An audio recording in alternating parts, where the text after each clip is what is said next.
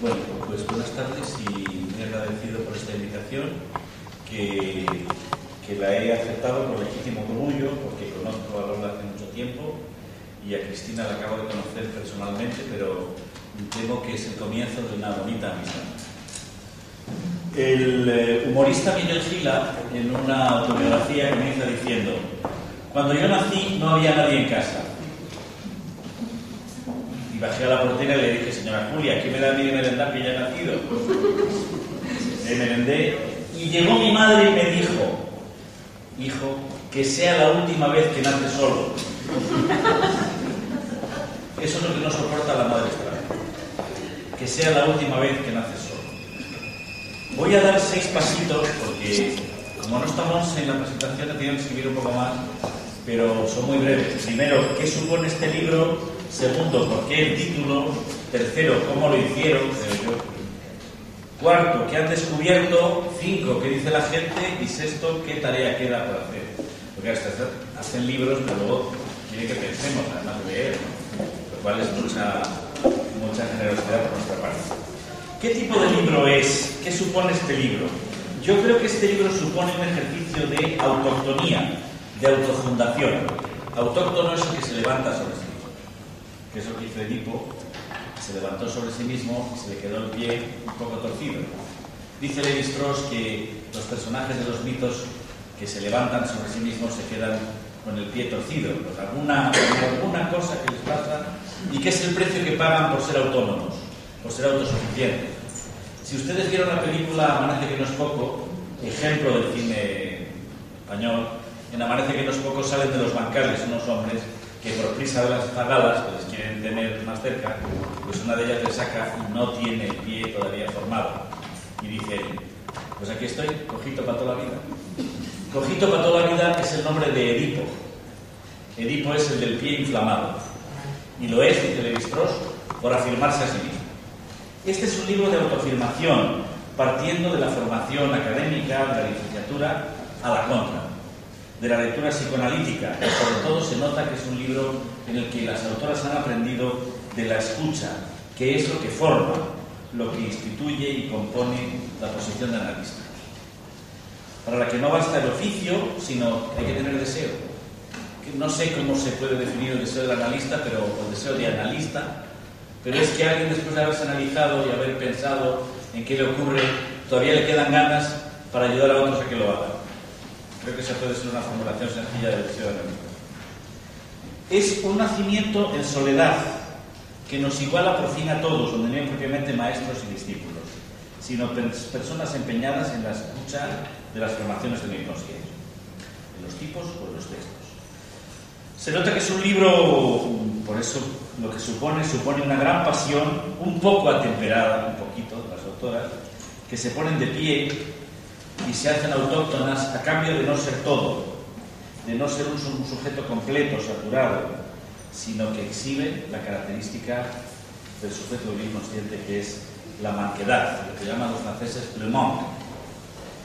Porque quien analiza no es un sabelotodo, que lo tiene ya pensado y dice: ya sé de qué vas, sino precisamente quien es capaz de escuchar y puntuar para que se pueda poner en palabra lo anómalo del síntoma, que es de lo más normal. Y yo creo que por eso este libro es un libro tan bien escrito. Segundo, ¿por qué el título?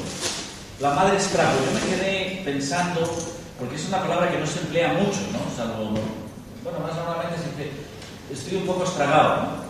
Pues esto me estraga un poco, pero ya así, la madre estrago, que era como madre coraje, que era una cosa fuertona, ¿no? Madre estrago. ¿Por qué es estrago? Estrago significa un daño irreparable. Causó estragos en la armada turca, ¿no? Pero también es un exceso de nutrición. Y esa es una que no trabajan tanto las autoras, pero está bien. Es un exceso de nutrición que hace que estemos estragados.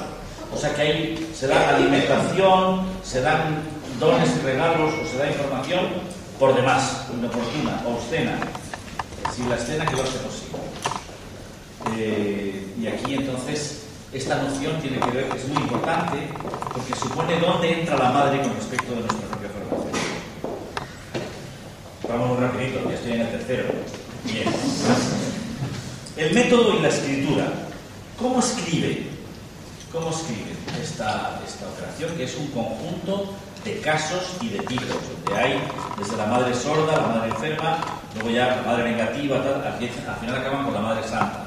Porque al final creo que la ponen como un altar, ¿no? Y esto está bonito también. ¿Cómo escribe? ¿Cuál es el método y la escritura? Pues escriben con gusto, con mucho gusto. Escriben como escribía Freud. Esos casos de Freud sobre la histeria que Juan José Millás los editó como un texto literario.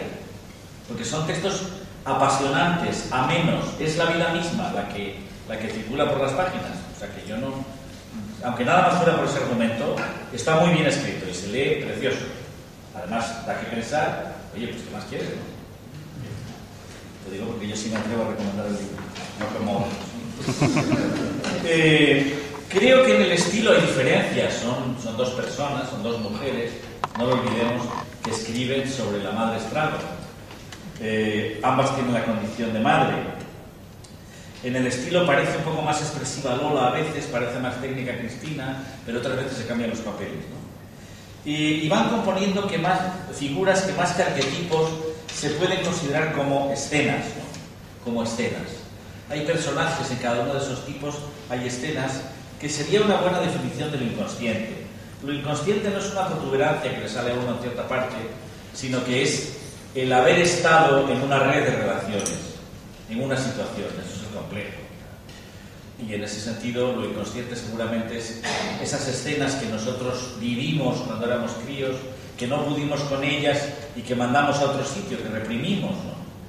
Por tanto, lo inconsciente no es un espacio, sino que está hecho de las escenas que hemos atravesado, que hemos vivido, que ya no sabemos nombrarlas, que ya se han quedado allí, ¿no?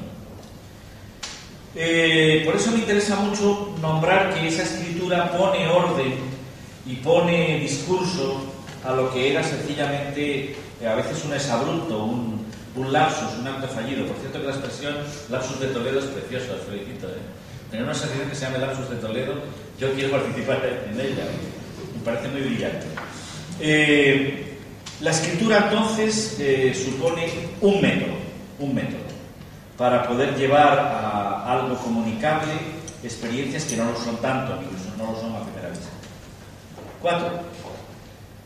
Del padre a la madre al síntoma. ¿Qué es lo que han descubierto? Y aquí hago una pregunta que no sé muy bien cómo formular, porque este libro se escribe en un contexto contemporáneo que es un contexto en el que los padres tenemos muy poco valor. La figura paterna tiene menos valor que antaño. Que no es que tuviese mucho antaño. Sí, no creas, muy pesado, pero valemos menos que antes. No, es muy discutible, ¿eh? Yo me lanzo aquí para ver qué podemos decir de ello.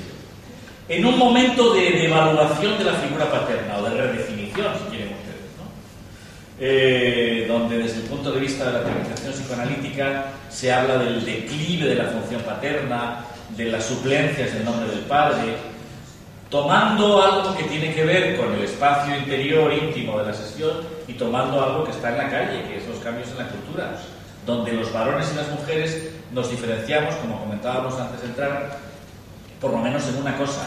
Las mujeres, por necesidad, habéis tenido que pensar y hablar sobre vosotras mismas. O sea, que estáis construyendo una identidad reflexiva. Mientras que los varones silbamos y miramos para otro lado. Y no hablamos de nosotros mismos ni con nosotros. Quizá con alguna amiga raro. Pues hay una línea divisoria muy importante.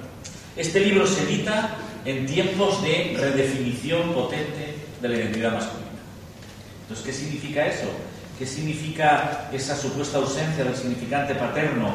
Que no me refiero en la clínica, sino en la cultura, el decaimiento, el declinar de la función paterna, donde está dicho que la psicosis supone la ausencia del significante del nombre del padre, que no puede atarse, es un sujeto que no se puede atar.